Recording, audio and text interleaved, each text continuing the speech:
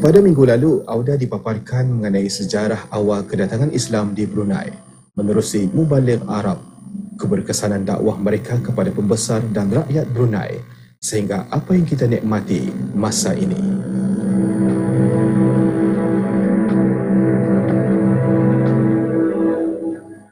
Allah Subhanahu wa Ta'ala menciptakan langit dan bumi, bulan dan matahari dengan indah. Mengadakan siang dan malam silih berganti bagi membuktikan kekuasaan dan kebijaksanaan Allah Subhanahu wa Ta'ala.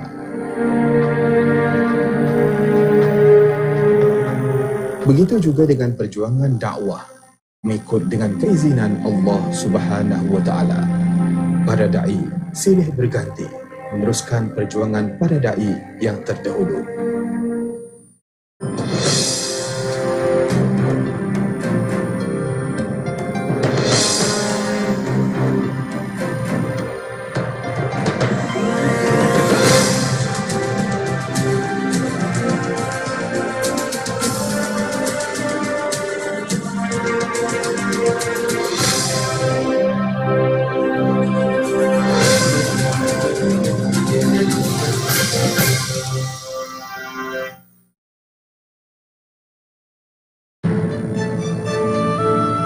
Para pendakwah ditugaskan menyeru manusia supaya berlumba-lumba melakukan kebaikan dan berusaha mencegah umat Islam dari melakukan segala larangan yang ditetapkan oleh Allah Subhanahu wa Ta'ala.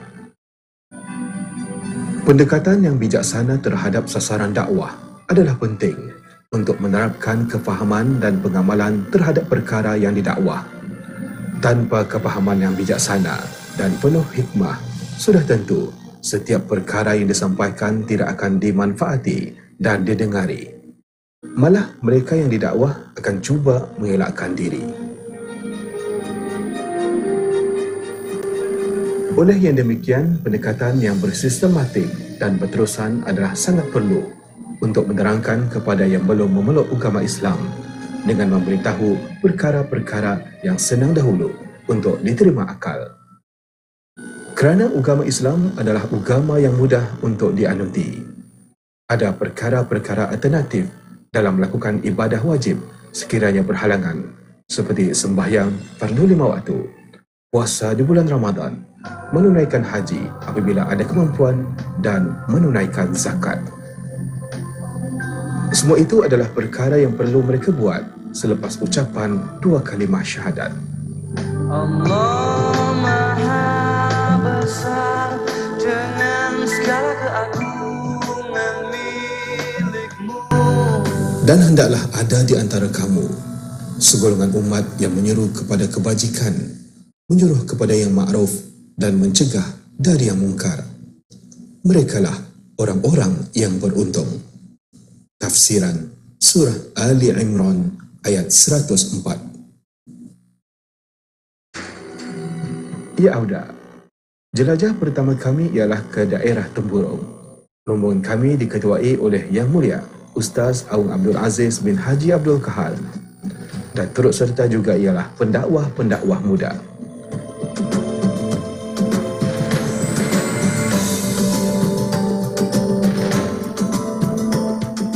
Perjalanan kami ialah dengan menggunakan jalan air berentasi Sungai Brunei. Bacaan doa untuk memohon perlindungan Allah Subhanahu wa Ta'ala dibacakan supaya dipermudahkan perjalanan kami dengan teratur seperti yang dirancang.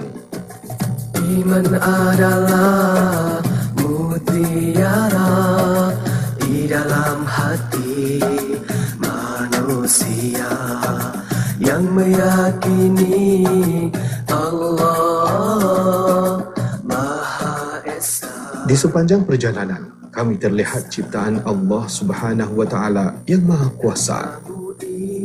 Seperti mana dalam firman Allah Subhanahu wa Ta'ala dalam surah Ar-Ra'd ayat 2 yang tafsirnya, Allah lah yang meninggikan langit tanpa tiang, sebagaimana yang kamu lihat. Kemudian dia bersemayam di atas arash dan menundukkan matahari dan bulan, masing-masing beredar hingga waktu yang ditentukan. Allah mengatur urusan makhluknya, menjelaskan tanda-tanda kebesarannya, supaya kamu meyakini pertemuanmu dengan Tuhanmu.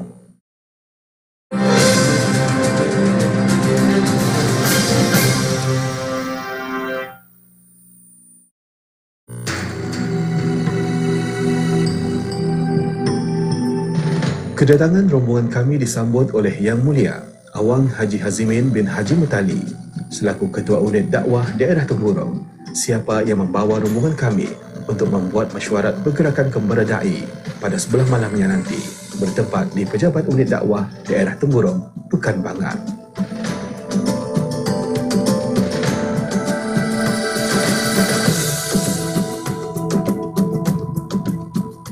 Di antara isi kandungan penyelarasan mesyuarat ini adalah bertujuan untuk menerangkan metod-metod dakwah yang akan dijalankan. Di samping itu, lawatan muhibah ini adalah kunjungan bagi yang sudah memeluk agama Islam dan mereka yang belum memeluk agama Islam.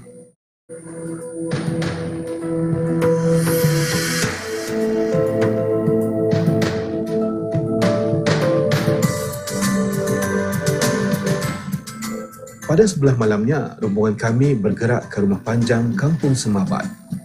Sebelum memulakan perjalanan, sesi taklimat dan doa selamat diadakan dengan harapan semua yang diatur selamat dan para pendakwah-pendakwah dapat menjalankan tugas dengan sempurna.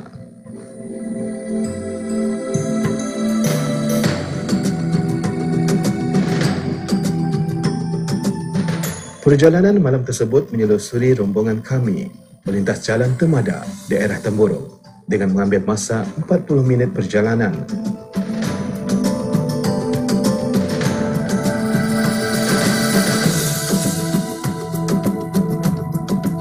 Setibanya kami di Rumah Panjang Kampung Semabat, penerimaan daripada warga di sana amatlah mesra sekali. Kerana ini bukan kali pertama kami berkunjung ke sini. Sebab itulah kami tidak terasa kejengkalan kerana Rumah Panjang ini kerap kali dikunjungi oleh pegawai dan kekitangan Pusat Dakwah Islamiah sebagai acara berterusan.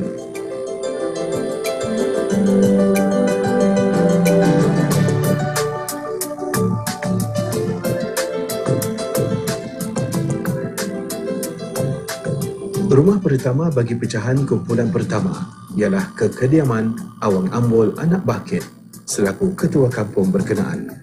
Rombongan ini diketuai oleh Yang Mulia Ustaz Awang Abdul Aziz bin Haji Abdul Kahar dan juga Yang Mulia Awang Haji Hazimin bin Haji Mutali.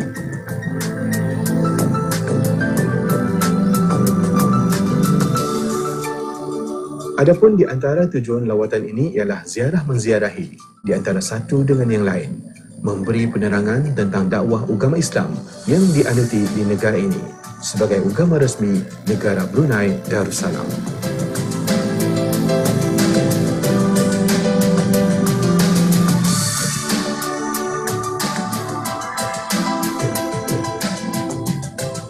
Di samping itu tidak dilupakan juga ialah mendengar keluhan, permasalahan penduduk berkenaan demi untuk mengerjakan ibadah kepada Allah Subhanahu wa taala dengan selesa dan teratur. Alhamdulillah, kunjungan yang dibuat menampakkan kemesraan di antara kedua-dua belah pihak. Walaupun ada di antara ketua keluarga yang belum memeluk agama Islam, tetapi ada di antara anak-anak mereka sudah pun awal menerima hidayah sinar cahaya Islam. Akan tetapi, ini tidak ada jurang yang memisahkan talian kekeluargaan. Malah ini akan menjadikan satu titik permulaan bagi mendekati mereka dalam pemahaman penyebaran secara tidak langsung. Mengenalkan juga anak saya sendiri, sudah 2 orang, yang tua dan yang nomor 3. Kita sudah pun membawa Islam. Mudah-mudahan nantilah, mana tahu ada rahmat daripada yang kuasa itu, mana tahulah. Berkali saya mengucapkan banyak-banyak terima kasih atas kehadiran kita semua, peristiwa hubungan.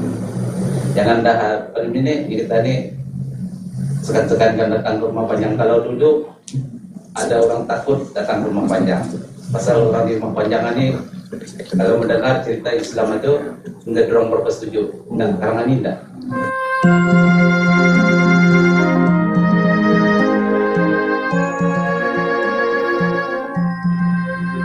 Kerana pendidikan awal di sekolah agama tidak melarang, apatah lagi mencegah sama sekali anak-anak yang belum memeluk agama Islam dari mempelajari ilmu agama sedari usia kanak-kanak lagi, bagi memastikan mereka tidak tercicir mendapat pengetahuan yang berguna dalam kehidupan sehari-hari.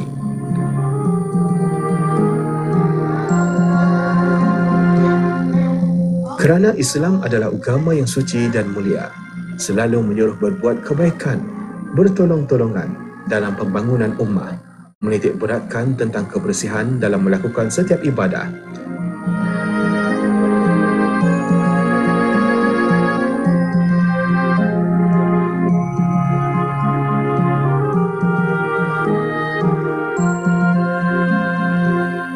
Dalam bab makanan pula, penduduk di kampung pedalaman sememangnya tahu akan mana halal dan yang mana haram. Ini kerana media massa contohnya televisyen dan surat khabar seringkali memberiakan informasi tentang logo halal pada makanan dan pada kedai-kedai makan di seluruh negara. Di samping itu, tidak ketinggalan juga selalu menyuruh kepada meninggalkan perkara-perkara yang buruk. Larangan ini adalah bertitik tolak untuk menjaga kesejahteraan hidup supaya lebih aman dan tenteram. Hukum tetap hukum. Kalaupun terlepas di dunia, maka di mahkamah Allah Subhanahu Wa Taala sudah pasti akan diperhitungkan.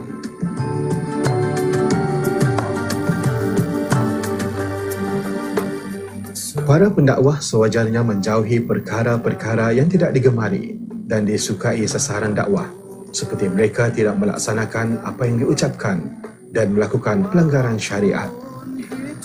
Contohnya, tahu adat resam dan budaya mereka terlebih dahulu. Pendekatan yang sesuai dan penuh bijaksana dalam menyebarkan ajaran Islam adalah penting untuk menentukan masa depan agama Islam yang suci ini terus gemilang dengan umat yang cemerlang. Tanpa pendekatan yang bijaksana dan sesuai dengan keadaan semasa, boleh menyebabkan kegagalan misi dakwah. Untuk belanja rumah sendiri, walaupun hidup 1000 tahun, bila tak sembahyang apa gunanya?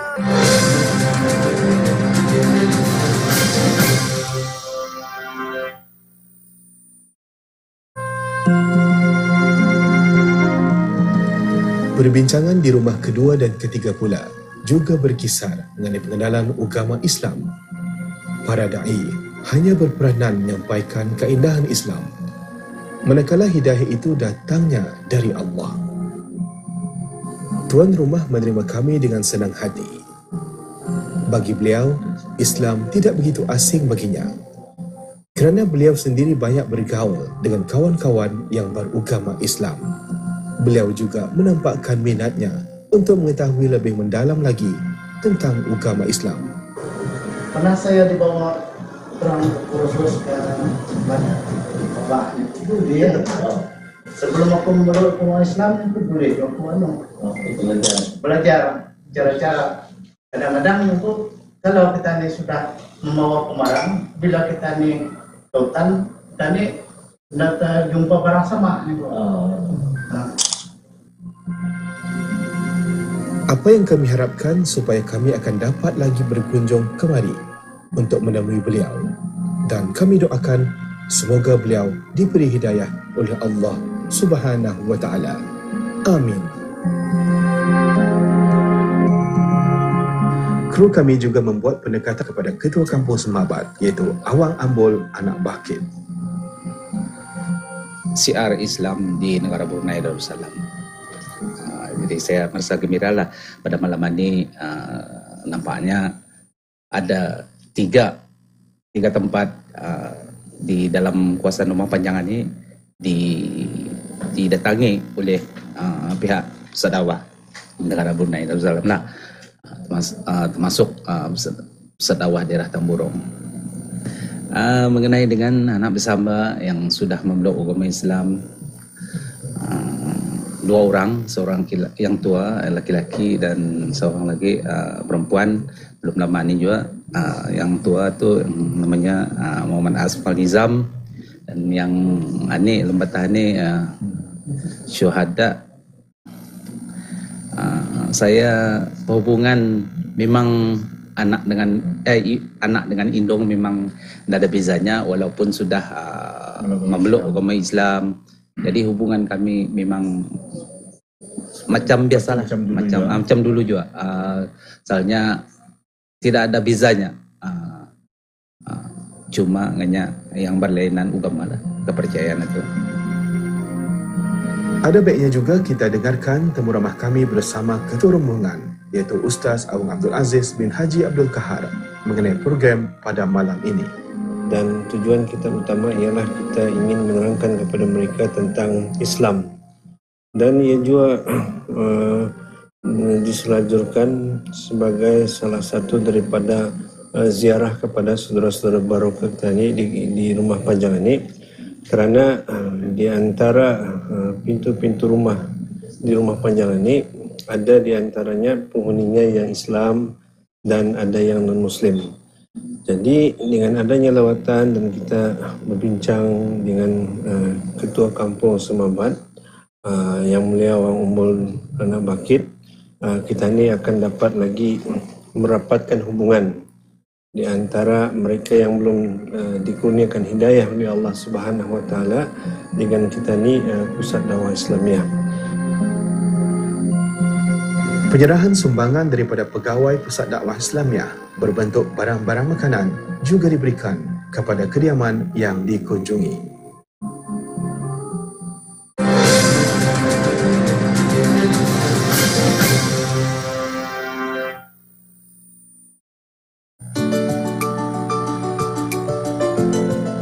Apabila dilihat senario di bumi bertuah kita negara Brunei Darussalam ini, saling hidup dalam bersatu padu, saling bertolong-tolongan, baik majlis suka maupun majlis duka.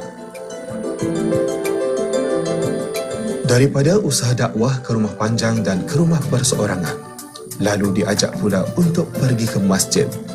Di sinilah ikatan persaudaraan dapat dipupuk dengan lebih erat. Saudara baru tidak ketinggalan, diajak bagi sama-sama membuat perkara-perkara yang disuruh dan meninggalkan segala larangannya. Mereka tidak terpinggir bagi mendalami ilmu pengetahuan kerana proses pembelajaran akan terhenti apabila dimasukkan ke liang lahat.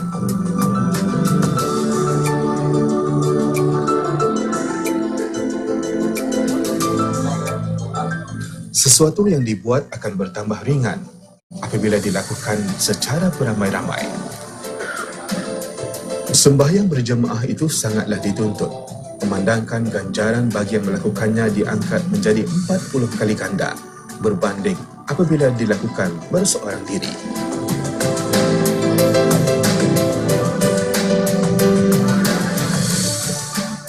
Semangat yang dapat dilihat ialah apabila orang tua selaku penjaga kanak-kanak kecil dibawa ke masjid untuk sama-sama mendidik mereka. Mungkin mereka tidak faham pada awalnya, tetapi apabila mereka meningkat dewasa, mereka akan ingat selalu bahawa ibu bapanya pernah sama-sama menghadirkan diri ke masjid, baik untuk mengerjakan sembahyang maupun terlibat dengan aktiviti keagamaan. Contohnya ceramah-ceramah, zikir, beriktikaf di dalam masjid, mengaji Al-Quran serta banyak lagi yang bersangkutan dapat dibuat.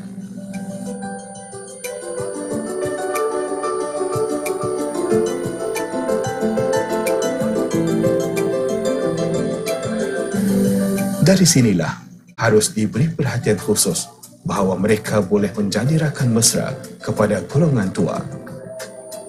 Dalam proses pembesaran mereka, untuk menurunkan pengalaman lampau, boleh membiakkan percambahan minda kepada kumpulan anak-anak muda ini. Suatu pengalaman yang tidak mampu dibeli dan dipelajari sewaktu berada di alam persekolahan dan pusat pengajian tinggi dulu.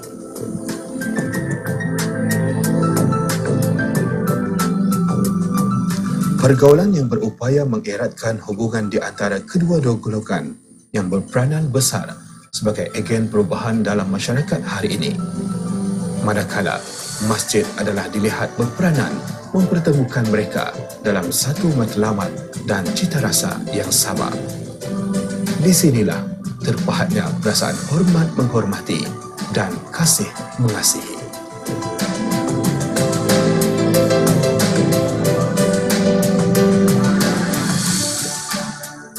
Alhamdulillah, dengan paparan yang telah kami sajikan sebentar tadi, sedikit sebanyak para penonton mengetahui tugas dan tanggungjawab seorang pendakwah, di mana pada kali ini para dai menyelusuri daerah Temurong.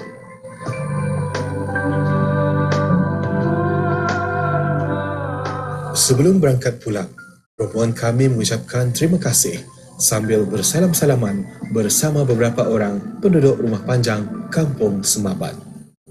Allah Maha Besar dengan segala keagungan milik-Mu. Allah Maha Besar, segala puji untuk-Mu. Jangan lupa Auda saksikan kesinambungan daripada rancangan ini untuk mengetahui sambungan kepada dai pada episod yang akan datang, insya-Allah. Sebelum berpisah, ada baiknya kita hayati firman Allah Subhanahu wa Ta'ala.